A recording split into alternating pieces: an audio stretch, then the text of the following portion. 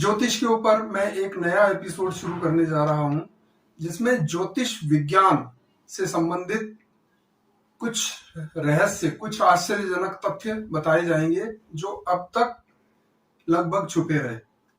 रामायण काल की जो कहानियां हैं उनमें कुछ कहानियों में ये बताया गया है कि अमुक व्यक्ति अपने पूर्व जन्म के कर्मों के आधार पर इस जन्म में राजा बना है, या कोई पिछले जन्म में बहुत ऊंचे पद पर था, वो अपने कर्मों के कारण से इस जन्म में हीन कार्यों पर मजबूर हो गया।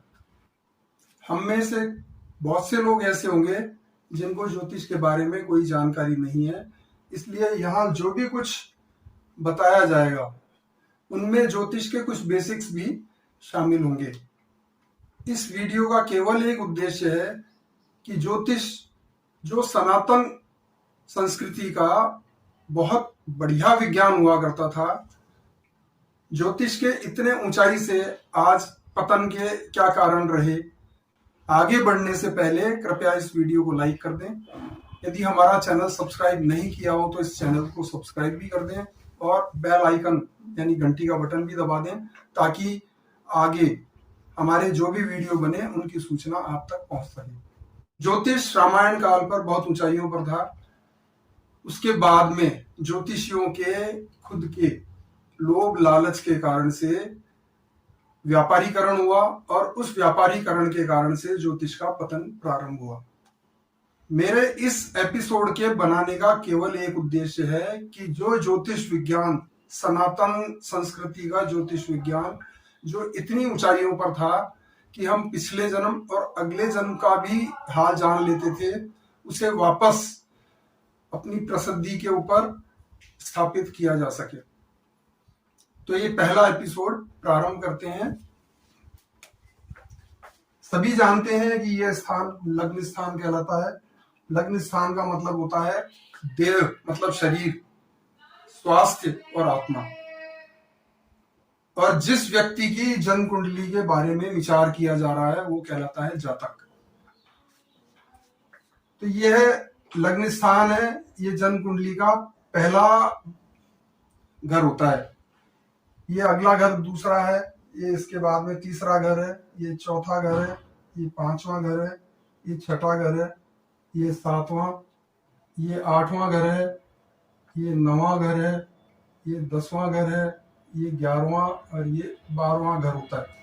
यह भी सभी को पता होगा कि इन 12 घरों में 12 राशियां स्थापित होती हैं। कोई जरूरी नहीं है कि जिस हिसाब से ये घर है उसी हिसाब से राशि स्थापित हो, क्योंकि ब्रह्मांड घूमता रहता है, पृथ्वी घूमती रहती है, इसलिए पृथ्वी की स्थिति के हिसाब से इसमें राशियां स्थित होंगी। ये पहला भाव लग्न है। ये चौथा भाव माता का भाव होता है।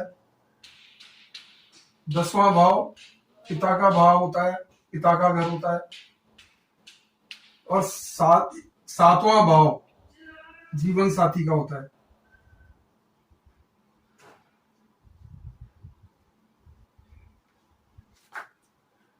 यानी जन्म कुंडली यदि किसी पुरुष की देखी जा रही है तो यहाँ पत्नी का भाव होगा, और यदि जन्म कुंडली यदि स्त्री की देखी जा रही है तो ये पति का भाव होगा। अब सबसे पहला महत्वपूर्ण वैज्ञानिक तथ्य यहां बताने जा रहा हूं। माता और पिता का ये घर है। माता और पिता के अंशों से जातक का जन्म हुआ है। हमें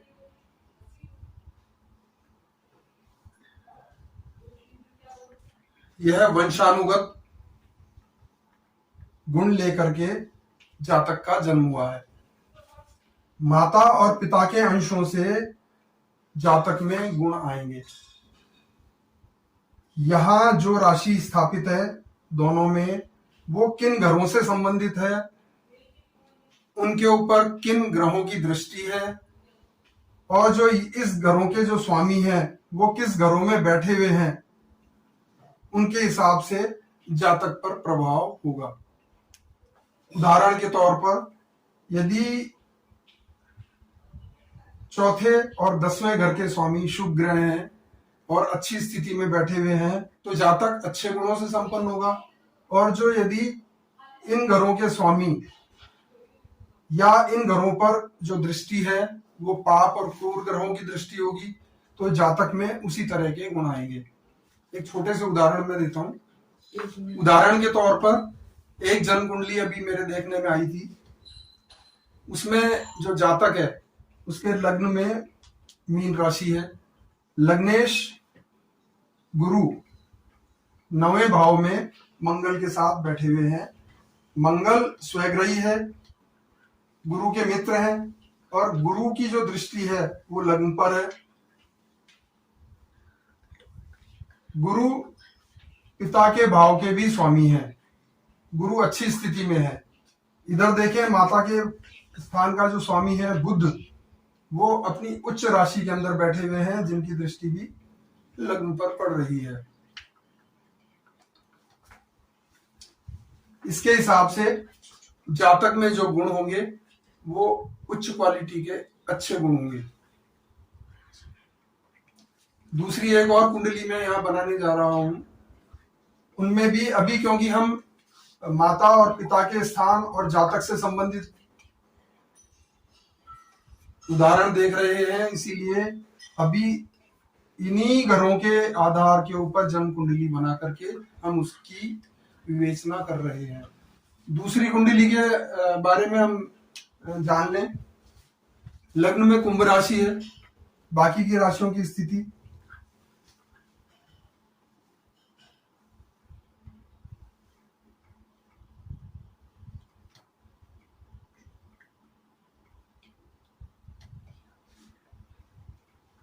इसमें शुक्र है,